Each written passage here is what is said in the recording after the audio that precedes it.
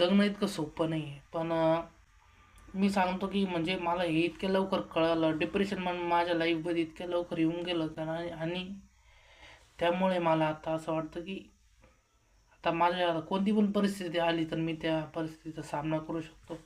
आणि मी जास्त करून आणि मी आता तर व्हिडिओ बनवायला सुरुवात करायला लागलेलो आहे. कारण की ह्याच्या पहिले मी व्हिडिओ जेव्हा बनवत होतो तेव्हा मला माझ्या स्वतःवर कॉन्फिडन्स नव्हता.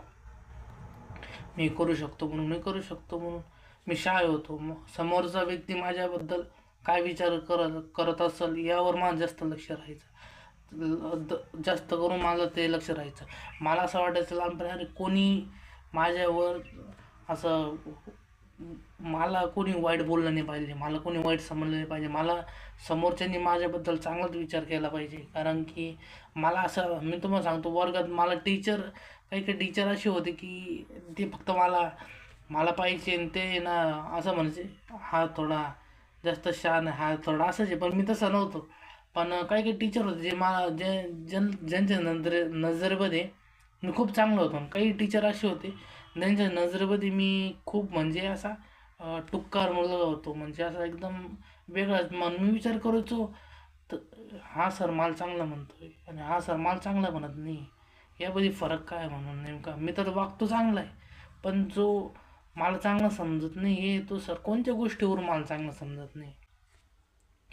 का त्यांनी मला मी जेव्हा मस्ती करत असेल मुलांसंग तेव्हा त्यांनी मला बघितलं असेल, त्याला वाटलं असेल मी चांगला नाही म्हणून.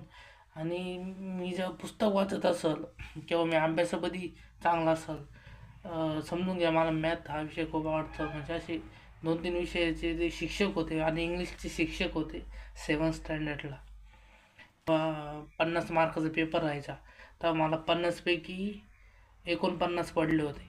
आणि ते सर मला मला चांगलं आठवतं, ते सर मला हुशार समजायचे. म्हणजे असं समजून घ्या ते सर मला चांगलं समजायचे.